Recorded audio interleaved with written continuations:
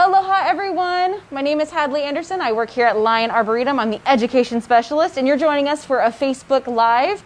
And with us today is Justine Haltom, and she is our, did I get that right? Yeah. Okay. She is our student worker here in our greenhouse. She is actually majoring in botany over at the University of Hawaii. And she's going to be talking with us today about different types of plant propagation techniques. Now we have about 30 seconds to get started, but so I'm going to ask Justine, why did you pick botany as your major? I've always had an interest in plants. I gardened a lot with my mom when I was growing up in Southern California. Worked for a very large nursery in Washington State, and when I entered the world of the tropics, I lived in Guam and got exposed to a lot of cool plants there. And when I finally moved to Hawaii, I was like, you know what? I gotta settle down and study plants.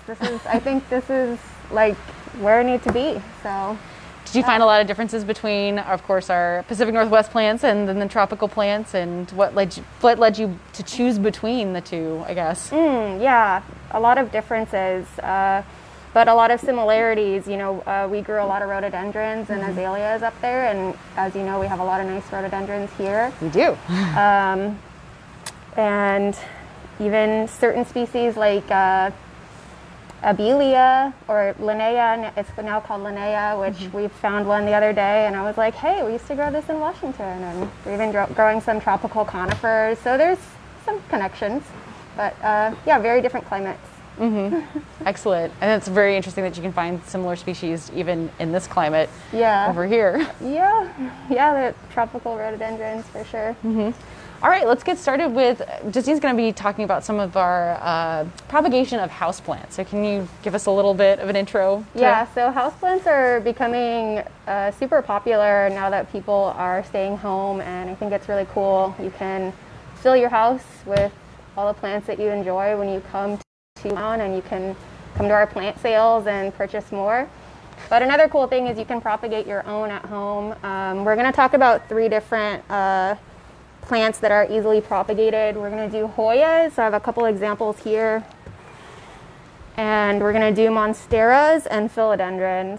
So these are some Hoyas that we have rooted. And you can really see, like, this guy really wants to take off and root. Let's get a little bit closer. There we go. And so roots everywhere. They root really easily. So this is a good starter if you're new to plant propagation. And I'll try to pull one of these out to show you. Oh, wow. Yeah, so you can really see. Thank you, Jenna, for your hands. Yeah. So once they're at this stage, we're ready to pot these up into media and grow them as we would normally cultivate them in media. Or soil, you could say. The one we're going to show you today is this Hoya lacunosa, and it also has a bunch of root initials. You can kind of see those little buds coming off. Those are all little roots that are about to start. So the first thing is my plant ready to take cuttings and propagate? This one is pretty healthy, has a lot of nice growth on it. So when you talk about indicators of health, I'm kind of a plant novice, I have to say, especially when it comes to houseplant propagations. I bought a couple new ones at the plant sale. Yeah, so you don't want any like disease or insects that could get transferred over to your new cutting, to your new plants that you're making cuttings with. So and then having it well watered is a good idea as well. You want turgid leaves, you know, sturdy. You don't want these to be like dry and needing water right when you take your cuttings, because they no longer have roots that are getting the water from the soil. So yeah, just inspect your plant, make sure it's healthy and ready for you know, taking a cutting. It's not too small or doesn't look quite healthy enough. Okay. Another important thing is you're going to use a sharp tool, so a little pruning knife like this, or just some pruning clippers is fine. And the biggest thing is you want to make sure they're clean. So we use 70% alcohol, isopropyl alcohol. Spray them and make sure you're not transferring bacteria, fungi, viruses that plants can carry. So I've already cleaned these. So I'll go ahead and take some cuttings. With Hoyas, you don't need that many nodes. But in the greenhouse here, we like to take... Here. Yeah. We like to take like 3 to 4 nodes. So this one I'll cut here since it's already got those roots. And you can take multiple cuttings like that. You can put these directly into the potting soil you want them to be in. And they will root readily as long as this stays nice and moist. So you can just stab them right in and remove some of these lower leaves. And it helps, you can stab that right in. And the Hoya will root readily that way. In the greenhouse, we'll do this in smaller pots, or we'll do a larger pot and we'll do multiple stems in that one pot. Excellent. Yeah. And the Hoyas are super nice. I probably should have pointed this out. This one's about to bloom. Ooh. So they have really fragrant flowers, little clusters like this. Really nice houseplant, or you can have it in a nice shady lanai with bright light. Easy to grow plant. The next one we're gonna go for is, this is a philodendron species. We haven't identified it. Oh. Someone gave it to us. And but it's got nice light green foliage, so we found it interesting, and we're probably going to try to figure out what it is. It's very pretty. It's been sitting in water, and it already put out roots. So that's another way that you can do this kind of vegetative propagation, is just take your cuttings, say this was your cutting, and put them right into a jar or a flask or a bottle, and just switch out that water periodically to make sure it's fresh. And once you see roots that are like maybe an inch or so, ready to go, and you can pot it up. And that's a great way, thinking as an educator, that's a great way to show kids how roots can grow in that, in just water too, so that they can see how the roots are growing, and also maybe a nice little hobby to have them go do to keep track of their plant and change out the water. Yeah, or some plants like a good trim every now and then. Yeah. And that would be a good example of that, where, you know, your plant needs a refresh and you need to trim it up. Throw those into water when they're ready to be planted, because they've already put out these roots. Plant them and nurse them for a couple weeks, and then you've got new plants to give to friends or family. And yeah, so that one is pretty straightforward. For these guys, we like to use a really airy mixture that drains really well, and that's going to be important with any house plant. Is good drainage. And so with this one, it's a little long for this pot, but I'll just cut it like so, and then we can just pop those right in. Now, do gently, we need to, because those roots are kind of tender. Yeah, do we need to worry about anything transferring from water to a soil medium? Yeah, it's like you want to make sure your vessel is clean and you're using clean water, and like refreshing that water, because you can run into like issues of rot if there are certain microbes that are in there. But generally, these are pretty hardy and should be resistant to most things. So. And that looks lovely already. Yeah, and these will send their roots deeper. You just want to keep the surface of the soil fairly moist, and sometimes you can take a plastic, like a Ziploc, so you can see what's going on in there, and tie it around the top here to keep the humidity high. Here in the greenhouse, we have a mist bench. So you just want to replicate kind of a very humid, warmer environment to encourage that root growth. Excellent. Okay. And then once those roots are developed and you can feel that they're, holding, you can kind of back off on that, really wet all the time. So that's an easy one. Most of those climbing type philodendrons will propagate the same way. Excellent. And the last If anybody plant has we have, any questions, you're welcome to chime in. And Jenna was behind the camera. She'll let us know if there's any questions that you have that pop up. But our last one, these ones are super popular. These are... Yeah, this is a super popular house plant, and probably because it's just so easy to grow and it has cool fenestrated leaves. So it's Monstera adansonii. Some people call it the Swiss cheese plant because of its little holes in its leaves. It's also a vining climber. So this guy kind of wants to trail along and then find a tree to climb up. So you can eventually pot it up with like a moss pole or give it something to climb on, and it'll look really nice. And it's a good one that likes to be cut back too. So good one to get going and then share with your friends when you're ready to cut it. So this leaf is kind of falling off. So this one's been sitting in water too, just because we got a little busy and we put these in water for maybe 2 weeks. And you don't have to do that. You can put them directly onto the media and they will root into a moist media as well. So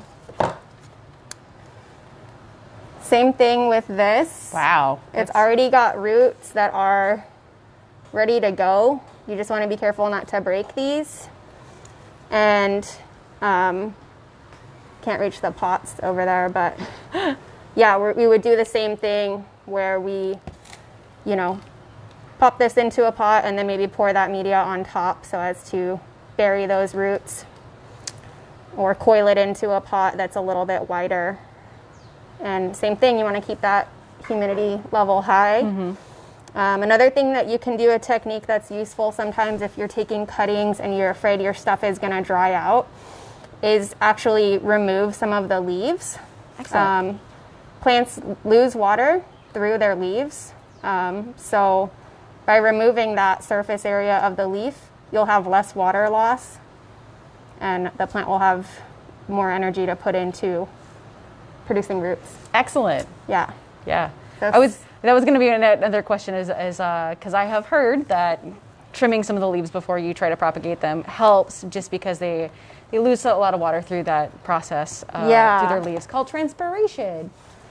There's your word of the day. Transpiration. Good, yeah. So here's your botany word of the day, transpiration. Yeah, and so oftentimes we will remove, like if this was our cutting, we'll go through and take like all of these leaves off. Or sometimes we will like leave the upper leaves, but maybe take them in half. Oh. Yeah. And so eventually once that's rooted, you can go ahead and remove that now severed leaf, but that's a good way of, reducing that surface area and reducing transpiration. Excellent. So, yeah. Cool. Anything else you'd like to talk about with these 3 different types of plants? Yeah, as far as just growing techniques with tropicals like this, obviously they need regular water, and good drainage is one of the biggest things I see people with having issues with their houseplants is like, you need good drainage. Right. They need food, so get them on a fertilizing schedule, or apply a slow release fertilizer so that every time you water, your plant is getting the nutrients it needs. I see a lot of really cute little planter pots out there that don't have a hole in the bottom. Yes, yeah. And so I have a lot of houseplants at home and I have a lot of cute planter pots like that. But what I do is I will take a grower's pot, a nursery pot like this, and find the perfect fit into my cache pot, which is the decorative clay pot that does not have drainage. And every time I water, I will remove that nursery pot, water, let it drain all the way through, then replace it into your decorative pot. You never want to leave something soaking in that drainage water. Most plants are not going to be happy if you do that. So go ahead and go for the cute pots, but make sure you have good drainage. And an option to take them out of the pot too. Yeah, don't plant directly into those. Just do it like a sleeve is what I call it. Yeah, use them as a sleeve. So you can still have your fancy, beautiful decorative pots. Yeah, you can. And happy and healthy plants. Awesome. Justine, thank you so much. I hope we'll have you on sometime in the future too, and maybe we'll explore others besides the monstera, the philodendron, and the Hoyas. Yeah, many ways to propagate. This is just, stem propagation of some common things. Maybe we can cover like leaf propagation. Some plants will take from one leaf. Ooh. You mean like begonias? Yeah, certain begonias will, and it's really cool to see how plants can produce an entire plant out of one leaf. So I think that's a pretty effective propagation technique, especially if you don't have any pollinators around, right? Not every plant does that, but some do, and it's pretty cool. So awesome. Well, Justine, thank you so much for joining us. Is there any shout outs or anything you want to say to anybody? Are there any questions that have popped up, Jenna? We don't have any questions that have popped up yet. Okay. I have a question though. Oh, Jenna's got a question. Sure, go ahead. If I wanted to do this, but my plant was flowering at the time, would I have to wait or? Ooh. That's a good question. So flowers do require quite a bit of energy. So you could wait.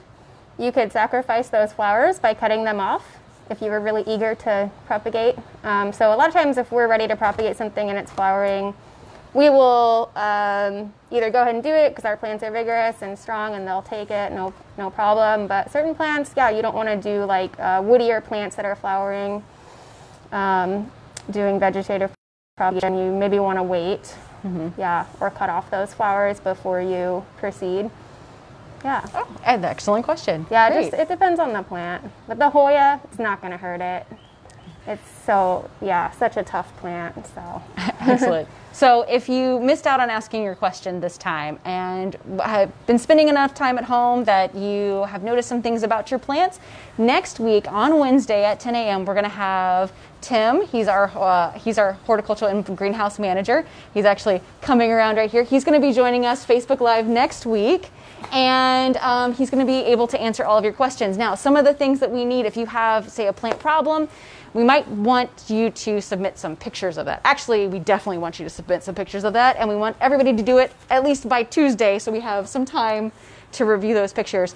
What are some guidelines, Tim, for those questions that will help you help our audience? Well, the more detail, the better, about the conditions that your plants are going in, or maybe the pests that you're seeing, or potentially what the disease looks like that you're dealing with. But close-up photos, detailed questions always help to diagnose your plant problem. Identification, I think flowering parts and fruits. Yeah, flowering parts, fruits, and leaf detail, and then the habit of the whole plant or the growth form. So. Okay.